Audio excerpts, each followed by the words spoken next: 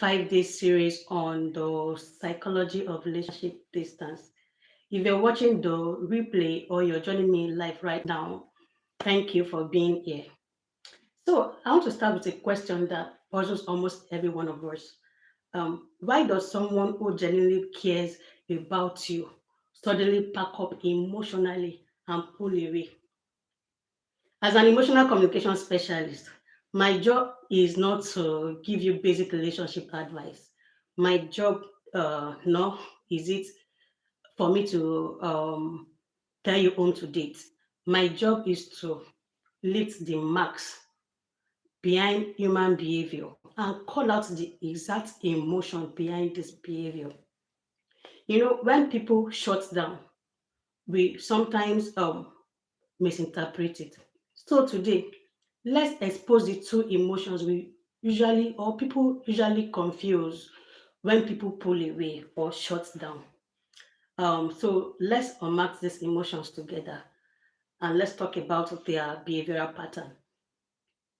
Emotional behavior one, that's emotional overwhelm or core insecurity. So most times when people shut down, it's either they are emotionally overwhelmed or it's a case of core insecurity. Let's look at emotion one, core insecurity, the need to regulate. Now, the behavior that is in display. Let's say, for instance, you're having a discourse or you're in a situation and that situation gets tense.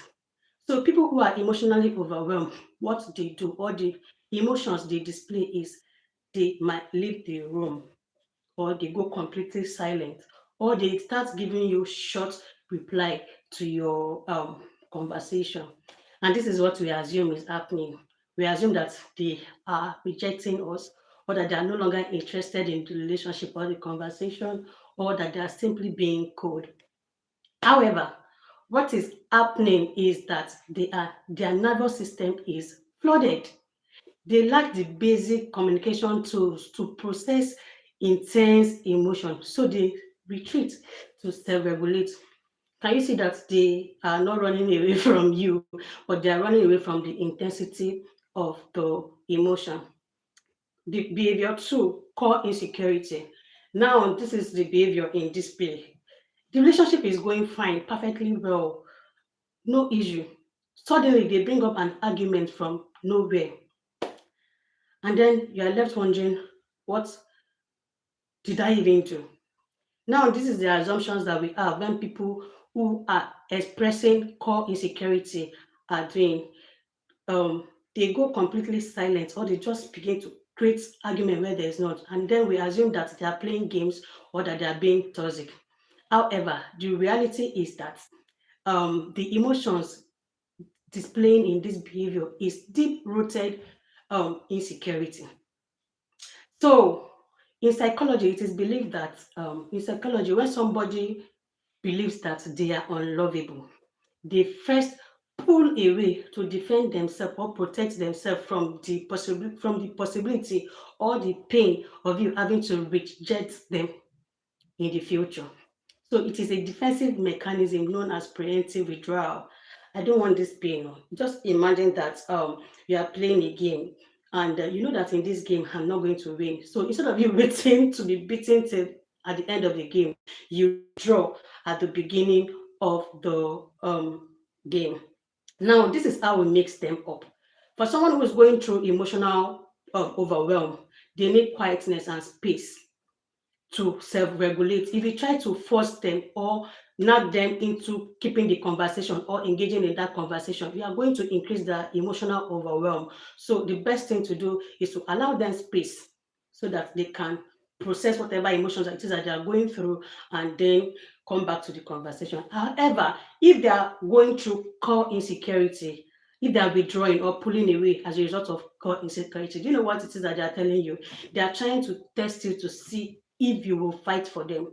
Remember, we said that when people believe that they are unlovable, that they will first pull away to protect themselves from the pains of rejection.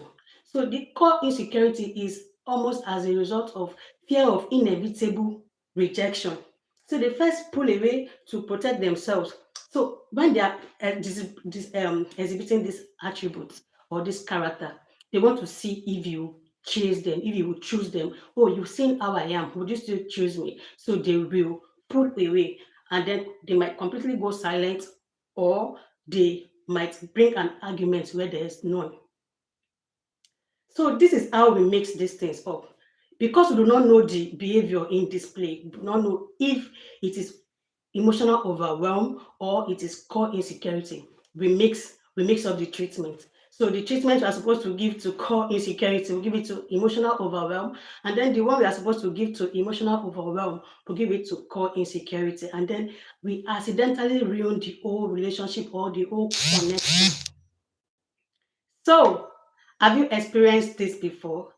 Are you the person who has had to shut down because you are emotionally overwhelmed with the situation at hand? Or you are the person that was left stranded and you're wondering, what did I even do? What did I even do? Like, you're not talking to me, you're not communicating, you just went bizarre on me. Like, what did I even do? I want you to share your experience in the comments. Let's talk about them. So Hinari is okay. Good evening. Welcome to Conversations with Inny. So we are talking about the um, two emotions we often confuse when people withdraw or shut down on us. So it's either they are emotionally overwhelmed or they are exhibiting attributes of core insecurity, deep-rooted insecurity. This is the best way I can explain emotional overwhelm. You know, let's take it as let me use the instance of a cup that's filled and overflowing, or your cell phone, for instance, when you open like 50 applications simultaneously on your phone and your phone starts to freeze. Is your phone freezing because it doesn't love you? No, your phone freezes. It goes on and off because it's too much. It's trying to handle a lot of things at a go. That is how it is with human. When they are trying to process a lot of people who are overwhelmed, emotionally overwhelmed, they are trying to process a lot of emotion at once. Maybe they are trying to process anger, confusion, disappointment, like the emotion is just too much for them to process at the moment. So they retreat to regulate themselves and then come back to that relationship. Just like your phone will go on freeze and then come back to self-regulate and come back to function properly because it's having a lot of application working on it simultaneously at a go. However, on the case of core insecurity, it is more or less like having a shield, building a shield so that you are expecting that this person might attack me. So I don't want this attack to land on me. Let me build a shield to cover myself so that I won't feel this pain. Or like I said, you are playing a chess game or any game entirely, and somewhere into the game, sometime into the game, you notice that this person is going to win this game. So instead of allowing that pain, instead of feeling that pain of being the person winning over you, you end the game halfway so that you don't have to. After all, if you didn't play the game to the end, nobody will tell you, will claim victory over you. So this is what people with deep insecurity do when they withdraw or create an argument in the relationship when there is um nothing absolutely going on. Have you experienced this? Have you been the one to shut down? Have you been the one who shuts down because the situation is intense? Or you are the one who is left wondering, oh, please, let me know what I even did. So, tomorrow, 9 p.m., that's West African time, we'll be looking at the clinical profile of this behavior in day two. We'll be looking at the of attachment. So in Narik 588. Thank you. Let me know where you're watching from. Kindly indicate with an eye if you can relate with what we are saying. Someone shut down on you before, or have you been emotionally overwhelmed at any point because you are trying to process a lot of emotions at the same time?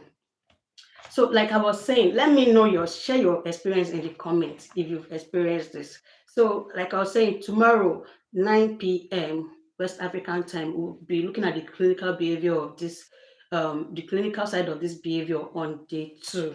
9 p.m. West African time. And the topic we'll be treating is the side of this behavior we'll be treating is the sign of an avoidant attachment style.